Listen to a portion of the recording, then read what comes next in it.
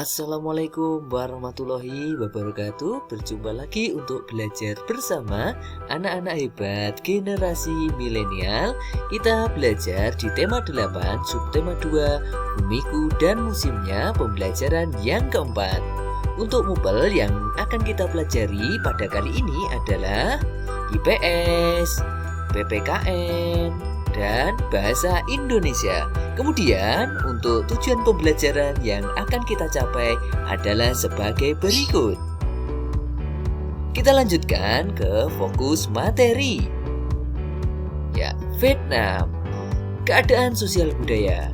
Orang Vietnam merupakan kelompok terbesar di negara Vietnam.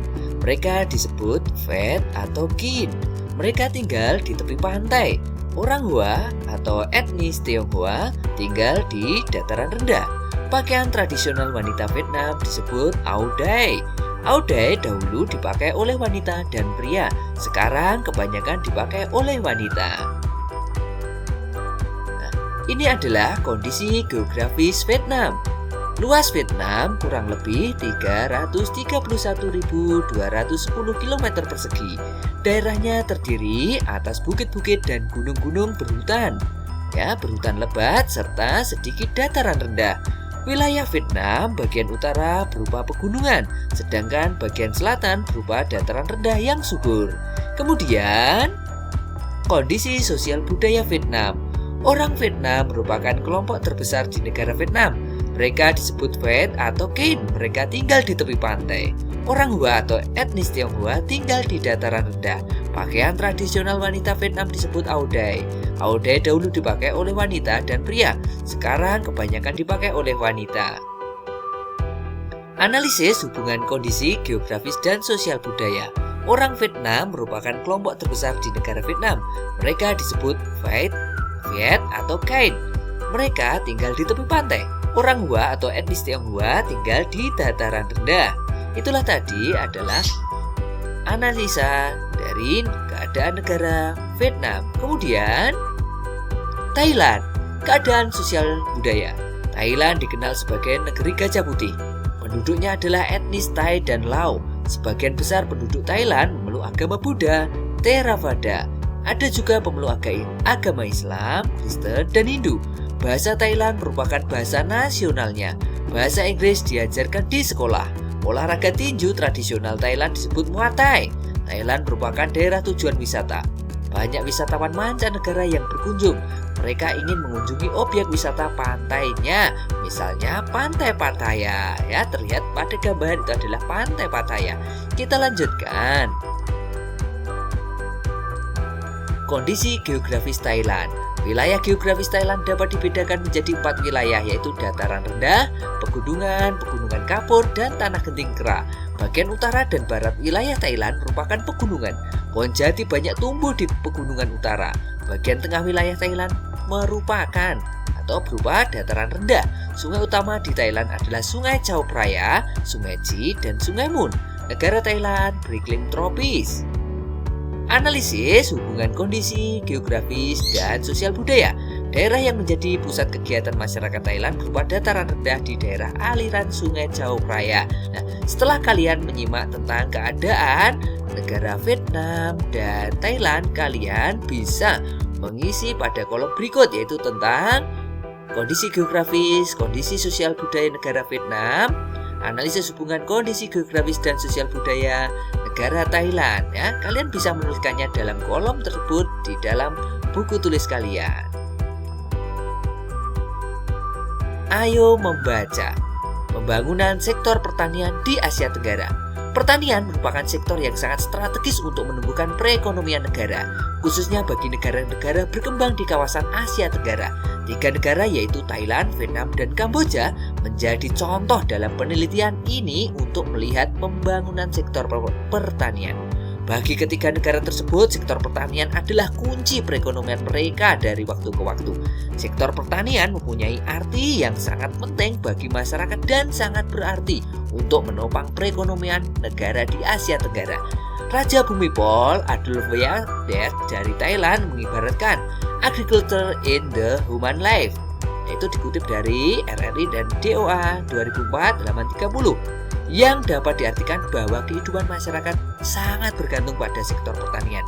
Selain sebagai penyumbang perkembangan perekonomian, keuntungan lain yang didapatkan dari sektor pertanian adalah penyerapan tenaga kerja yang tinggi, khususnya tenaga kerja di pedesaan.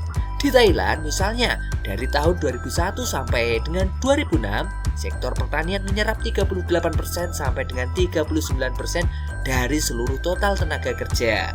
Ya, sektor ini pun telah berjasa dalam menyerap tenaga kerja yang terkena pemutusan hubungan kerja atau PHK ketika krisis ekonomi regional melanda Thailand pada tahun 1997 sampai 1998. Sementara itu, Kamboja, data World Bank 2005 menyebutkan bahwa sekitar 75% sampai 85% penduduk bekerja pada sektor pertanian. Sektor pertanian, terutama pertanian padi, merupakan sumber pendapatan utama bagi mayoritas petani di Thailand, Vietnam maupun Kamboja. Ketiga negara ini mempunyai kelebihan sumber daya alam, antara lain terdapatnya kawasan subur untuk budidaya tanaman padi, seperti di delta Sungai Mekong. Sebagai penghasil beras yang utama, kawasan delta Mekong ini seringkali disebut sebagai rice bowl. Produksi pertanian di negara-negara yang termasuk dalam kawasan DAS Mekong menjadi andalan utama untuk mencukupi kebutuhan penduduknya dan juga untuk ekspor. Saat ini Thailand adalah produsen beras pertama terbesar di dunia yang diikuti oleh Vietnam. Walaupun Thailand, Vietnam, dan Kamboja dikenal sebagai negara-negara pengekspor beras, tetapi fluktuasi produksi beras tetap saja mereka alami. Di Vietnam dan Kamboja sebagai contoh, produksi beras sempat menurun ke level terendah ketika kedua negara ini masing-masing mengalami perang saudara. Perang telah membuat rusaknya lahan pertanian dan infrastruktur penunjang seperti saluran irigasi. Setelah perang berakhir, produksi beras perlahan pulih dan bangkit. Kita lanjutkan. Ayo berlatih. Dari bacaan di atas, kesimpulan apa yang kamu dapatkan? Tuliskan secara ringkas kesimpulan yang kamu dapatkan dari bacaan. Sebelumnya, identifikasi terlebih dahulu informasi penting yang kamu dapatkan dari bacaan. Gagasan utama yaitu pertanian merupakan sektor yang sangat strategis untuk menumbuhkan perekonomian negara, khususnya bagi negara-negara berkembang di kawasan Asia Tenggara. Kata kunci atau gagasan pendukung yaitu 1. Pertanian, 2. Perekonomian, 3. Thailand, Vietnam, dan Kamboja. Kemudian, ringkasan dari bacaan tersebut. Pertanian merupakan sektor utama penggerak perekonomian negara-negara di kawasan Asia Tenggara. Negara-negara itu antara lain Thailand, Vietnam, dan Kamboja. Selain sebagai penyumbang perkembangan perekonomian, juga mampu menyerap tenaga kerja yang tinggi. Sektor pertanian, terutama pertanian padi, merupakan sumber pendapatan utama petani negara-negara seperti Thailand, Vietnam, dan Kamboja. Produksi sempat turun saat negara-negara tersebut terlibat perang saudara, namun kembali pulih setelah perang berakhir. Ayo mengamati. Undang-Undang Dasar Negara Republik Indonesia tahun 1945 menyatakan bahwa negara-negara, yaitu bahwa warga negara Indonesia berhak untuk mendapatkan penghidupan yang layak. Setiap warga negara berhak untuk hidup secara layak di Indonesia dan mengusahakan suatu usaha untuk mencapai tujuan tersebut. Pernyataan tersebut tercantum dalam pasal 27 ayat 2. Pesan apa yang kamu dapatkan dari bunyi pasal di atas, yaitu pasal 27 ayat 2. Kalian bisa mencari referensi pada internet atau buku teks ya untuk menemukan pernyataan yang terdapat dalam pasal 27 ayat 2 sebelum kalian menjawab pertanyaan-pertanyaan berikut ini. Ya, pesan yang didapat dari bunyi pasal di atas adalah warga negara berhak untuk mendapatkan pekerjaan untuk memenuhi kebutuhannya. Apakah menurutmu dalam pasal tersebut juga disinggung tentang tanggung jawab warga negara dalam mengusahakan kehidupan yang layak? Iya, karena tanggung jawab warga negara dilaksanakan dengan cara melakukan hak dan kewajibannya secara seimbang, sehingga mendapatkan hak, pekerjaan, dan kehidupan juga merupakan bentuk tanggung jawab warga negara. Kalimat yang manakah yang menyatakan hal tersebut? Yaitu berhak atas pekerjaan dan penghidupan.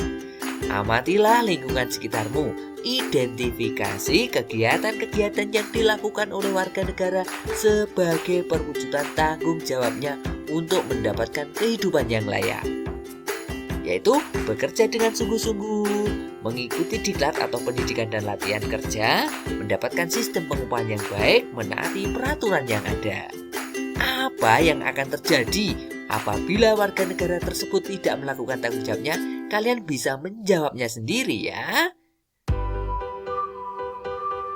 Ayo renungkan.